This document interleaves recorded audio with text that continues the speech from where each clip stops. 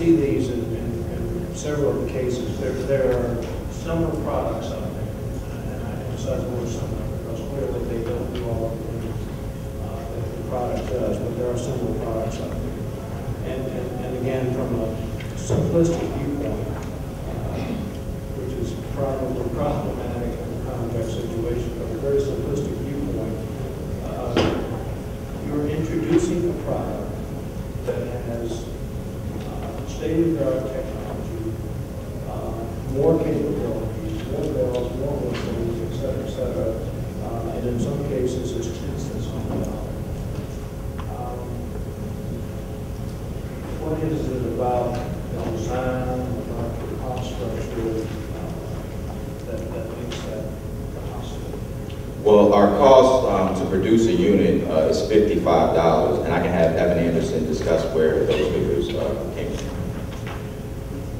The target cost of $55 came from our research of global suppliers. We've identified several suppliers such as VMed Solutions, Silicon One Technology, and the Shanghai Company. And based on those numbers, that's how we calculated the $55 for the product. Well, maybe I should phrase it differently. Do you have any intelligence on the profitability of some of the related products in the marketplace in Beijing? The related products? Yeah.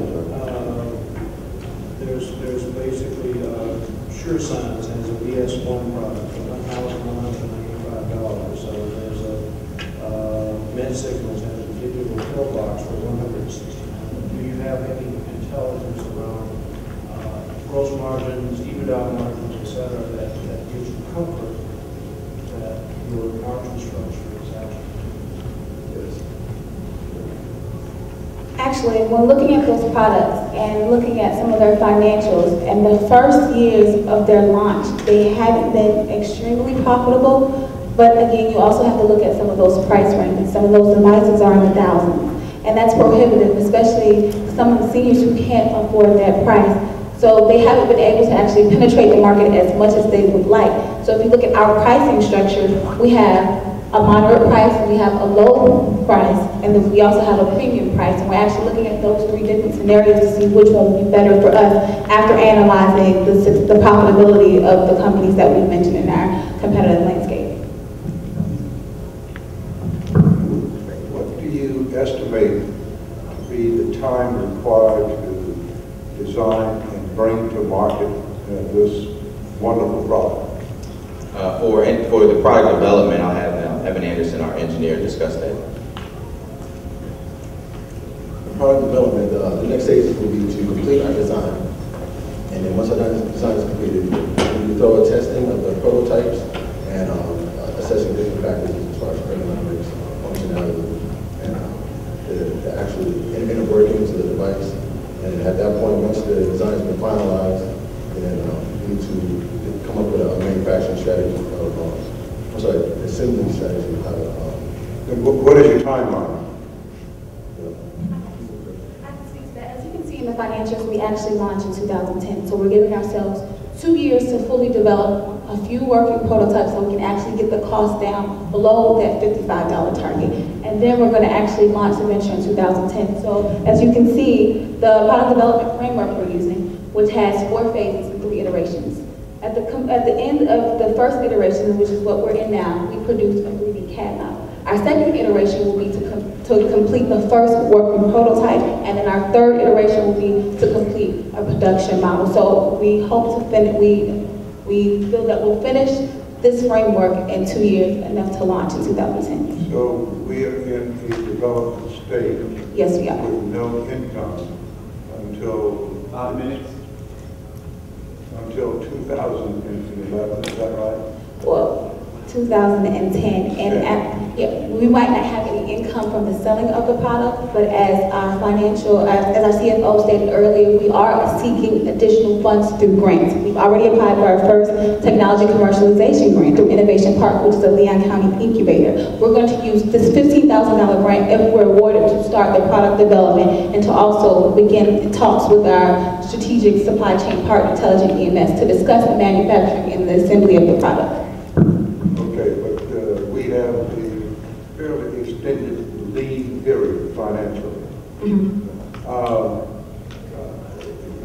You had a couple of questions earlier, but you know, this is a very sophisticated product, and the possibility of something going wrong with a patient requiring 10 pills every day must be huge. Yes, and that's actually huge, and we actually consider the testing that's going to be required to, if not prevent malfunction, if there is a malfunction, what type of malfunction is possible, and what we can do to mitigate that risk. And our engineer, Evan Anderson, can go into those specific tests.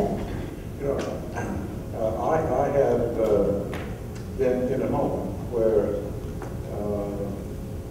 testing was done and the data fed into a central point, and I can tell you, it was trial and error, and never did function in a reliable way. I can recognize the need. We need to get there, and I think one day we will. Maybe your vehicle will take us there. But it is error prone. And we realize that it's error prone. That's why in our business model, we're identifying these strategic partners in each area, especially product development, because we realize there's error, there's a lot of liability, and we're not going to take this forward on our own. We're actually going to get people who are more experienced in the area, especially intelligent EMS, because their specific industry are health devices and the medical healthcare industry. So we're actually using these strategic partners to our advantage to develop this product, because we realize there's a lot of liability and a lot of risk, and we can't do it on our own. One follow-up question to his question. What's the capacity of your box for the different types of pills? Is it 5, 10, 15? What's the capacity? It holds 5 different medications. Is that what you're asking for? How many of each? Yes, so 5 different pills can be administered through your box. Yes, at any given time, 5 different prescriptions can be held in the device. But now the pill dispensing box, when the pills will come out, that is only limiting factor to how many pills can be dispensed at one particular time. And the size of that is adequate. But in the holding compartment, it will hold a 30-day supply. That's your question? I have a couple of questions, very, very quick. One is are there any validation requirements around a device like this? And if so, have you taken into consideration what that validation cycle is? Because I kind of got some experience in that area. And the second one is calibration of the device and service of the device. What's your plan for that as well? Okay. As far as the calibration, the device itself will measure the statistics of the patient, and then it will be sent to the command center to have final calculations of those measurements.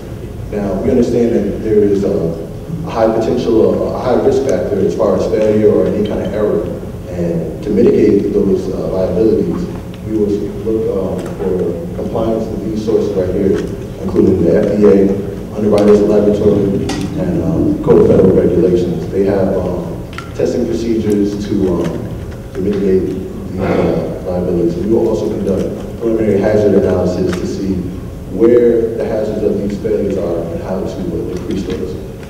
And is there any risk with taking 2 years to develop this thing that it will be obsolete by the time it's actually developed? Well, this is a technology that has been disclosed to the Office of Technology Transfer at Florida A&M University. The information was then passed to a patent attorney who himself is a former patent examiner. And in his report, he concluded that this device has a high potential to receive a patent. So we're currently seeking a provisional patent as we speak. Thank you.